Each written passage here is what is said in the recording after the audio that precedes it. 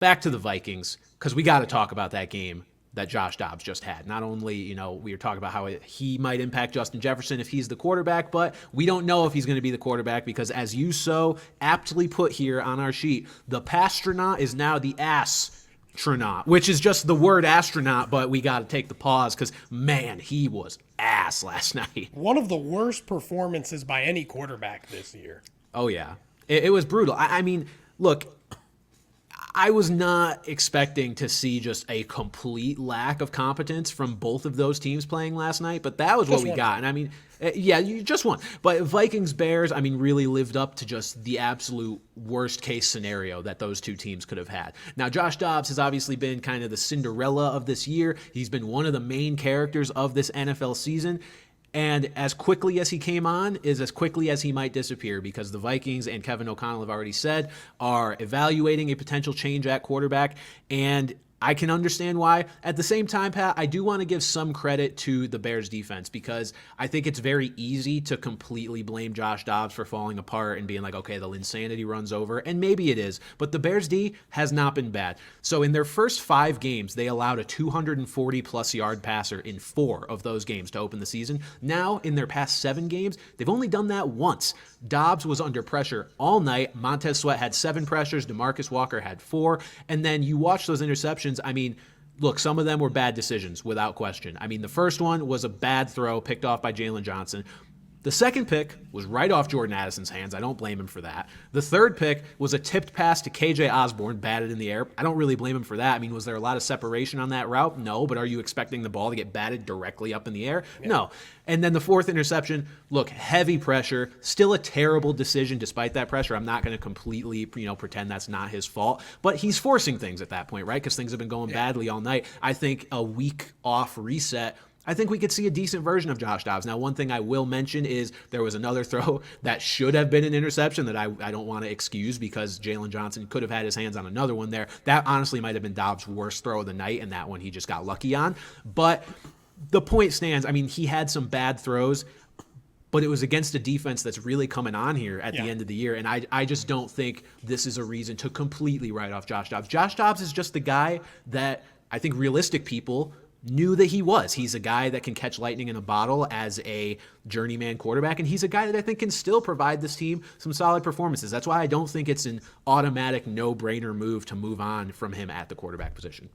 Yeah, I'd agree. I probably would give him one more shot at it because he did, as Kevin O'Connell said this morning in his very wishy-washy press conference, like, he's done a lot of good things for us, but I think it's just part of the fact that that game where he looked so electric, they weren't expecting him. Like, he didn't know the game plan. They didn't know the game plan. Now that teams have, are able to game plan for him, you're able to stop him because at the end of the day, he's a career backup. So, like, how talented can a true backup truly be? So it's not that difficult to game plan for him. But did you see that one throw late in the going to, like, Jordan Addison that was going to be a touchdown? Not only, did the ball bring him out of bounds, like, caught it out of bounds. Like, it wasn't like he, it dragged him out of bounds after he caught it. Like, a clear touchdown and just a horrible throw. I will say certainly not the best throw, but also really bad awareness by Jordan Addison because you can still toe tap that and go out at the whatever yard line it was. That shouldn't have been incomplete. If Josh Dobbs makes a good pass, yes, it's a touchdown, but also Addison needs to be more aware there. Nonetheless, I understand your point. Yeah, and like we said, this is a team that's still kind of on the brink of contention here. So they're going to need the best quarterback play possible. And we've seen Nick Mullens look good for a couple games back in San Francisco, and we really haven't seen much of Jaren Hall. So the question is, like, do they, maybe it's time to move on from Josh Dobbs, but do they have a better option? And right now, the answer is probably not. Yeah, I think if they're going to move on from Josh Dobbs, it needs to be to Jaren Hall. I don't see there being any reason to move on to Nick Mullens. At least, look, Josh Dobbs and Nick Mullens are both backup caliber quarterbacks for their careers, but at least Josh Dobbs is mobile, and at least Josh Dobbs has shown some level of being able to make big plays on a consistent basis. I've seen Nick Mullens as nothing more than a long-term downgrade. Yeah, maybe he takes the confidence of being named the starter and rips a solid game or two, but he's not a guy that's going to lead them into the playoffs or lead them into, winning a playoff game or two somehow.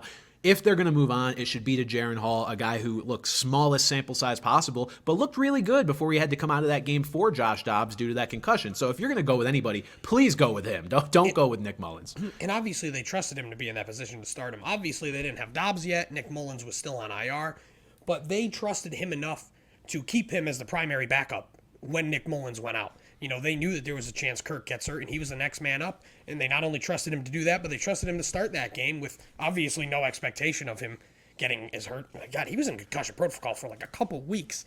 Like we talked about it. Typically, it's like a 1 week thing if you're going to miss it, but still. But yeah, I do think Hall is the better one just because like Nick Mullens is like a diet Kirk Cousins. Like, you know, this kind of pocket passing, not very mobile guy. I just don't see what that brings to the table right now for a team that needs a lot of spark on offense. Like, you need to dump probe. You need to, like, dump, you know, gasoline on this fire to light this spark. You can't just get a little spark here. So they need whatever they can get. And Nick Mullens probably just does not have that. No, I don't think he does. I don't see much benefit to starting him. Maybe he's a marginally better pure passer than Josh Dobbs. Who knows? I think you're really splitting hairs of mediocrity here, and there's really no reason to do it. If they move on to Jaren Hall, great. I'll trust their evaluation system and trust that he's going to be a better option for them going forward. I think Jaren Hall might be the best bet for, you know, getting fantasy production out of a guy like Justin Jefferson and Jordan Addison. I'll say this, Jordan Addison's been completely off my fantasy radar now. I mean, he's been a guy I haven't even thought about putting in my lineup now ever since Josh Dobbs took over, which is unfortunate, but that is the way she goes. So the Vikings certainly have some questions to answer coming out of their bye week.